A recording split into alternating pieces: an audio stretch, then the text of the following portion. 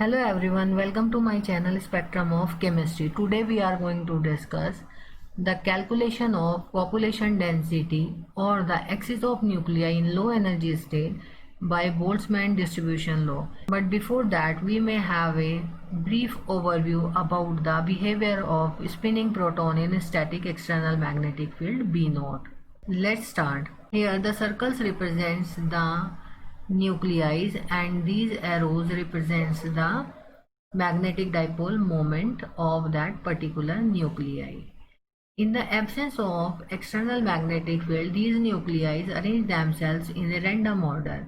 However, in the presence of external magnetic field, these nuclei arrange themselves in a certain orientations, and the number of orientations can be calculated by the expression mi equals to 2i plus 1, where I is the spin quantum number and mi is the magnetic spin quantum number, which has values plus I to 0 to minus I.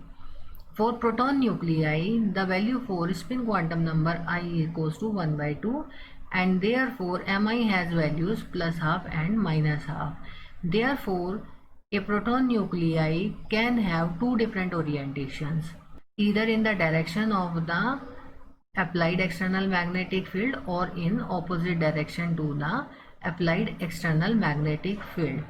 Here, these red circles represents the nuclei that are in the opposite direction to the applied external magnetic field, and these yellow circles represents the nuclei in the direction of the applied external magnetic field.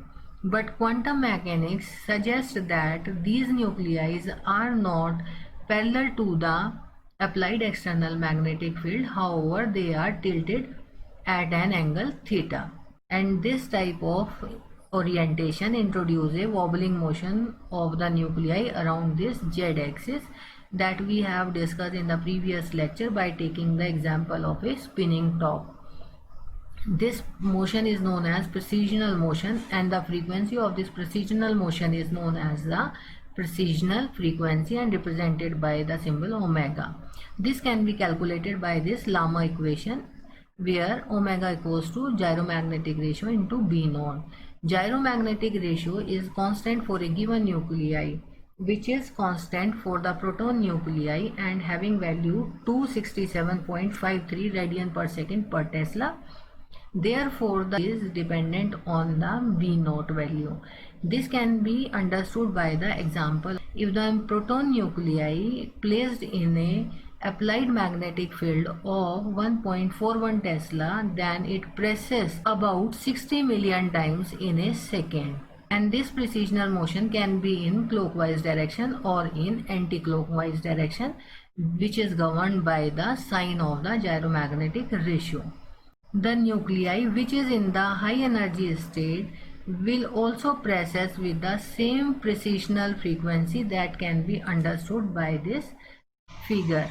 Here, this yellow is the low energy state nuclei and precess with the precessional frequency omega, whereas this red one is the high energy state nuclei and precess with same angular frequency as it does in the low energy state.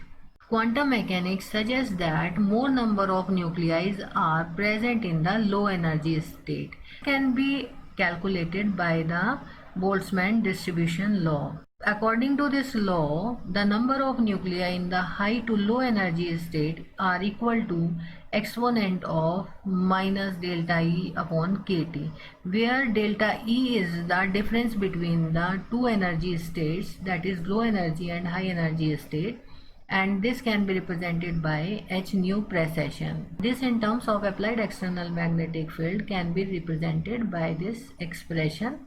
This we have discussed earlier. Here, this T equals to absolute temperature in Kelvin and K is the Boltzmann constant, having value 1.381 into 10 raised to the power minus 23 joules per Kelvin. By using this expression, one can calculate the number of nuclei in low and high energy state. Let us have an example. Say At 25 degrees centigrade, what fraction of proton nuclei in 1.41 Tesla field are in upper and lower energy states?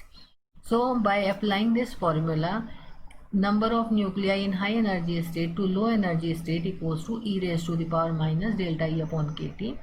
Suppose that this is e raised to the power minus x, then e raised to the power minus x can be replaced by 1 minus x value. So one can calculate n high to n low ratio by either of the expression which you think easy. Here T is given in degree centigrade equals to 298 kelvins. Here putting the value of delta E in terms of h nu, precision and kT. So h is the Planck's constant having value 6.624 into 10 raised to the power minus 34 joule seconds into 60 megahertz, which is the precisional frequency at applied external magnetic field 1.41 Tesla, that you can check in our previous lecture, and megahertz can be changed to 10 raised to the power 6 hertz, and hertz is second inverse.